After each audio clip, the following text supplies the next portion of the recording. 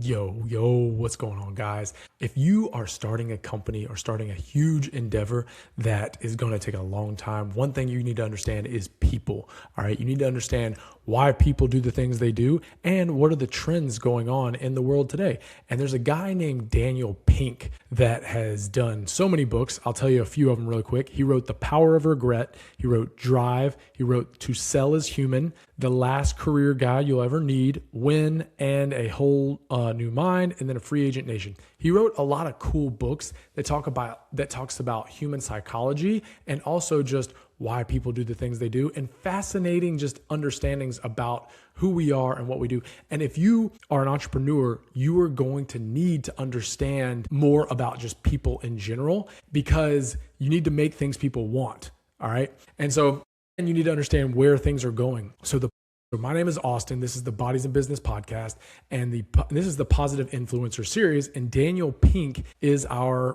positive influencer for this week. And I'm just going to give you a little brief background. I told you a little bit about him, but Daniel Pink is a best-selling author, speaker, and thought leader known for translating behavioral science into practical insights about work, motivation, and decision-making. He is the author of several influential books, including Drive, To Sell is Human, Win, and The Power of Regret. And we're going to go through a couple of the big takeaways from a couple of those books here in a second. Pink's work challenges traditional assumptions about incentives, productivity, and success, emphasizing autonomy, purpose, progress, and human connection. His ideas are widely used in business, education, and leadership, and his TED Talk on motivation is one of the most viewed of all time. This guy knows his stuff, and I love how positive this guy is about the world and trying to understand it, because I've really taken a lot of little nuggets from the things he said and things he's researched and packaged it up and put it in a readable form or listened to some of his talks. And it's been super helpful for me. So I wanted to talk about 3 things from his books that have really helped me. So the first one comes from The Power of Regret. All right. And he talks about 4 different types of regret. And one of the 4 different types of regret is boldness regret. And boldness regret sounds just like it is. It is you didn't do the thing that you thought you should have in the moment or in that time of your life, right? You didn't ask the girl out to prom, or you didn't start that business that you should have, a couple years ago, or maybe you're thinking about starting a business right now.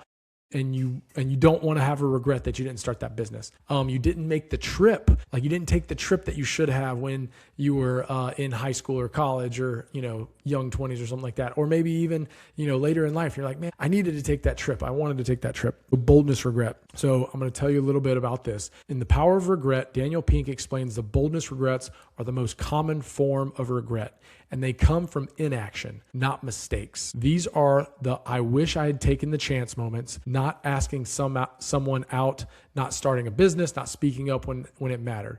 What makes boldness regrets so powerful is that they grow over time. While action-based regrets tend to fade or get rationalized, the opportunities we didn't pursue linger, reminding us that fear, not failure, is often the bigger long-term cost. So, entrepreneurs, it is in your brain, body, your bones that you need to make the business or do the endeavor that you want to do. And that doesn't mean you have to completely drop everything you're doing in order to start whatever business that you want to do.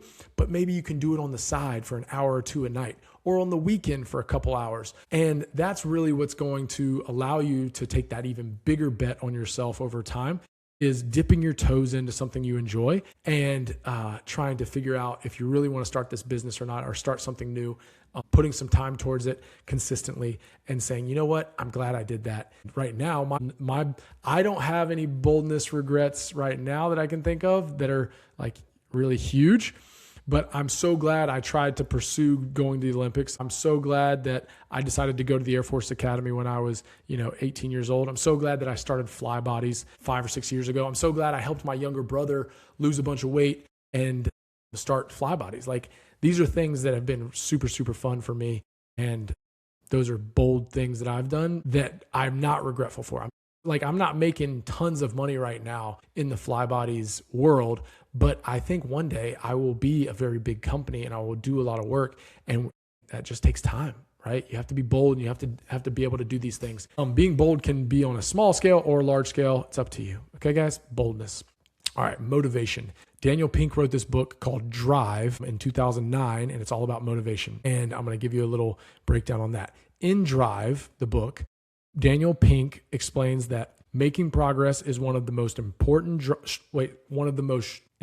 drivers of motivation because it reinforces our sense of competence and forward momentum. He points to the research published in Harvard Business Review, which followed knowledge workers over a 7-year study and found that the single biggest motivator wasn't money, wasn't praise, it was making progress in meaningful work. Even small wins boosted engagement, focus, and happiness, while stalled progress quickly drained motivation.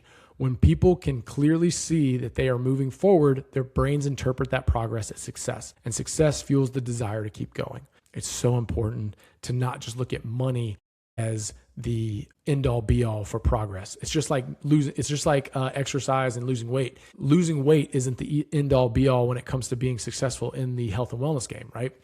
A lot of people look at, hey, I need to lose weight in order to feel like I'm doing something, but you don't understand the brain benefits you're getting from exercising. And just if you're not losing weight at the time, it doesn't mean you're not making progress. So you need to have other metrics, like not just making money, but building your network, sending out emails, making phone calls. These things you can control, and you can say, you know what? I met 10 new people today. I wrote 3 new blog posts that I'm going to post. You have to have other metrics that you are in control of, that you can see progress.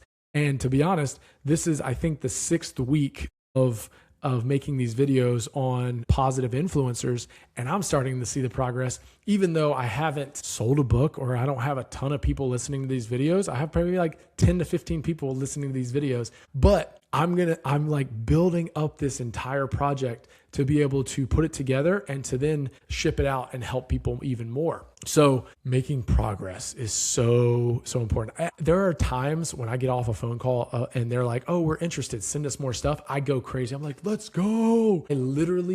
It gets me so pumped when a school or a alumni relations person, or even a person's like, I want you to help me with wellness. And just building off of that, each time that happens, it gives me so much excitement. Every time I do a workout, I'm like, I'm thankful that I get to sweat. All right. I'm thankful that I was able to put in time. It's something where making progress and figuring out what that is for you. Don't always point to money being the making progress portion in entrepreneurship.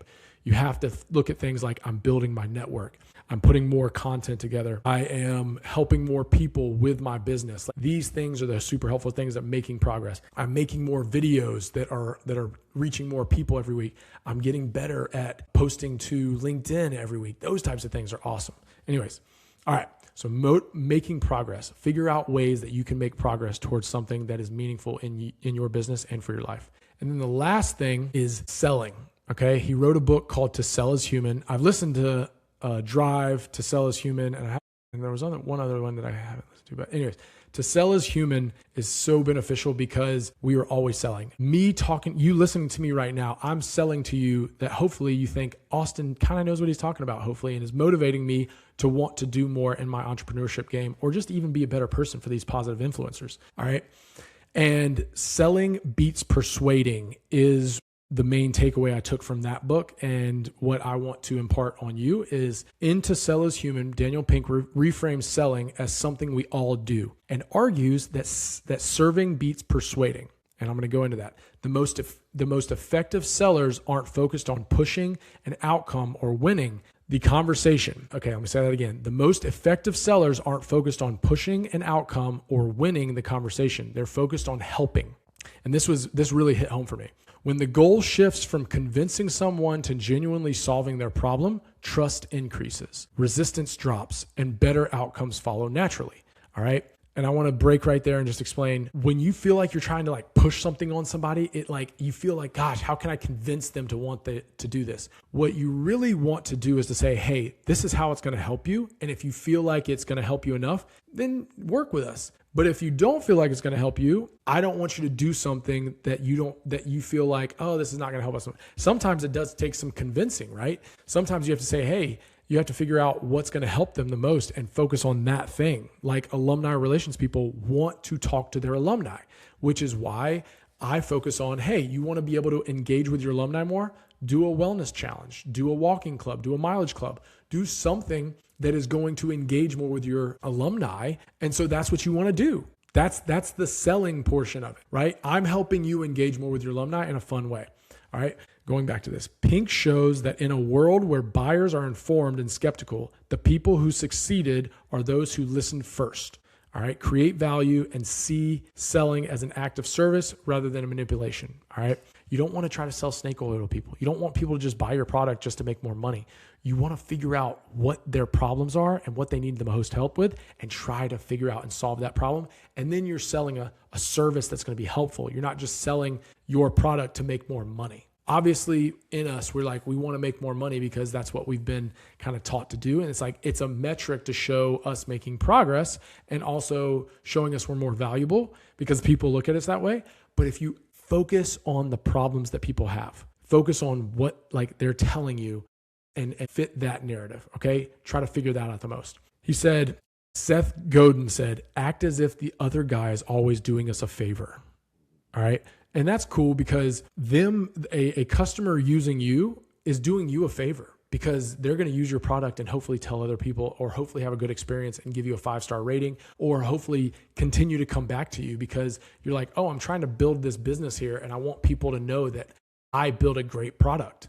All right. So they're doing you a favor by taking a chance on you and you're doing them a favor by giving them a great product. So that was one fun thing that he put in the quote from Seth Godin is act as if other guy is always doing you a favor. You don't want to always feel like you're doing more for them and you don't want them feeling like they're doing more for you by paying too high of a price or doing something they don't really want to do. All right. And then the last thing that I'll say is from a serving beats persuading standpoint is at the end of his book, Daniel Pink said, answer these 2 questions at the core of genuine service. 1, if the person you are selling agrees to buy, will his or her life improve? That's number 1. Number 2, when your interaction is over, will the world be a better place than it began?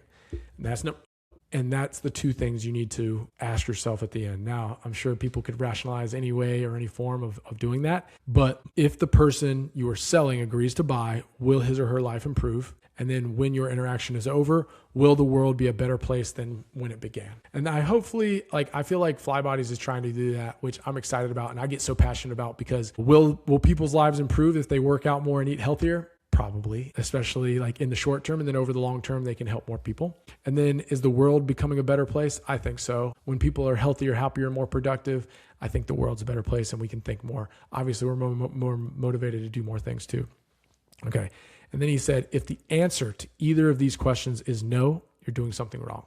Okay. That's it, guys. I appreciate it. You taking the time to listen to this. Hopefully this was motivating. Go read some of Daniel Pink's books. They're super helpful. Listen to them on your walks, take some notes. It's so beneficial to listen to people that do a lot of research over the years and want people to know these little nuances about human behavior and how you can use that information to succeed in your endeavor. So hopefully that's helpful, guys. Keep working your butts off, whatever you're doing, and get after it.